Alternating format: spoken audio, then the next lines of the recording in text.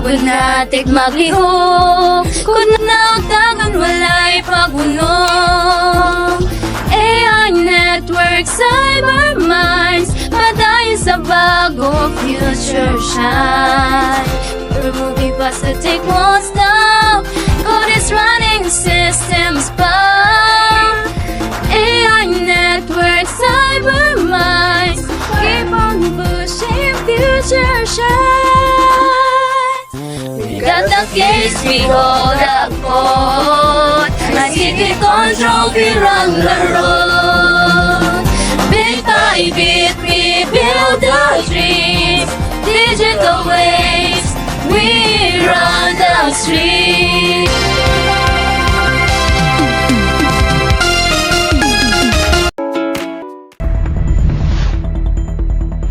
Mao kini ang mga nagunang balita karong adlaw.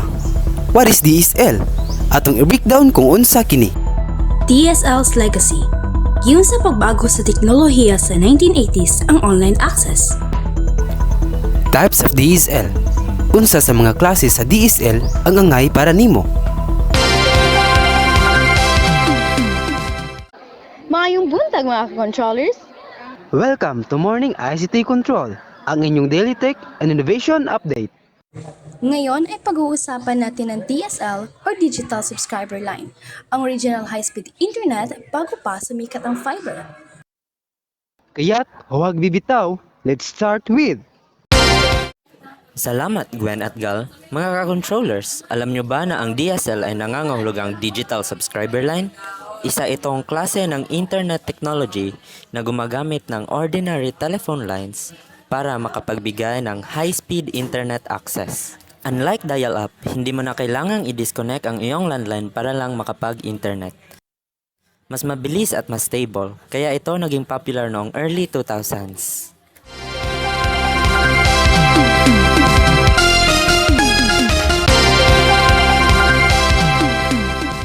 Bago tayo nagkaroon ng fast at reliable internet, ang gamit natin noon ay dial-up, yung maingay na beeping sound habang nagkukonek. Then, in the late 80s, scientists and engineers developed DSL bilang isang mabilis na alternative sa dial-up. By the 90s, naging widely available na ito sa home at businesses. Kaya masasabi nating DSL paved the way para sa modernong internet connections.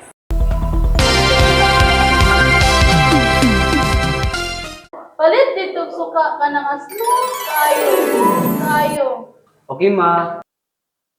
Ayo. Papalit akong suka ka na yung ani. Dato puti.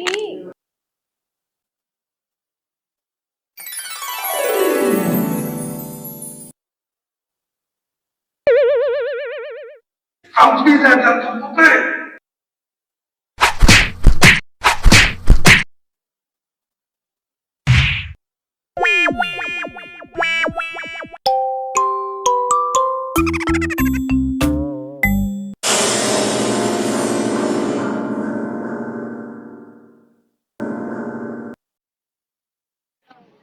Hala, mayuhan mo musumbag, hoy. Ma, champion ako, ma. Nagpalit ra kag suka, champion na ka? Ang suka! Ang dato puti. Uy, may asim pa si Mami. Dato puti, kini ang champion.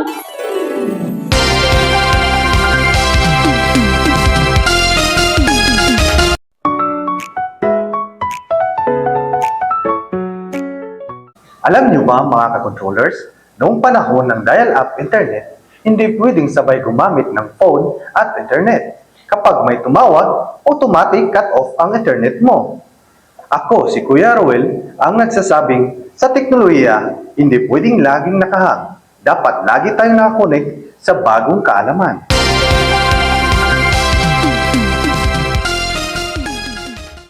Engineer Agan, ano po ang pangunahing types ng DSL? Maraming klase ng DSL, pero ito ay nagsimula sa ISDN o Integrated Service Digital Network na may parehong upload at download speed. At ang mga pinakakomun naman ay, una, ang ESDL o Asymmetric DSL Mas pabilis ang download speed kaysa sa upload speed, kaya perfect for home use. Pangalawa ay ang SDSL o Symmetric DSL. Pantay ang download at upload speed. Meron ding VDSL o Very High Bitrate DSL. Super bilis, kaya-kaya mag-stream ng HD videos. At HDSL o High Bitrate DSL, ginagamit mostly for businesses at large-scale applications. So, depende sa needs natin. May tamang DSL type para sa atin.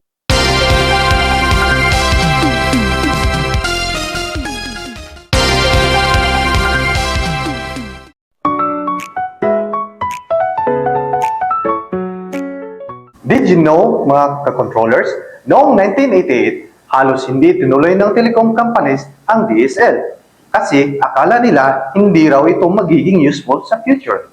But in the 90s, boom! Naging isa ito sa pinaka-importanteng internet technologies.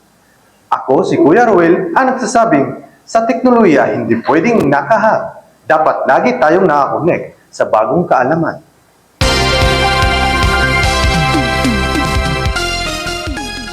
Kasama natin si Mr. Obsiman, isang small business owner. Sir, paano po nakakatulong ang DSL sa negosyo nyo? Malaking tulong. Kahit hindi pa available ang fiber area sa amin, mabilis na ang transaksyon namin. So kahit may mas advanced na internet, reliable pa rin ang DSL? Yes, mas mura compared sa fiber at stable pa rin para sa business needs ko.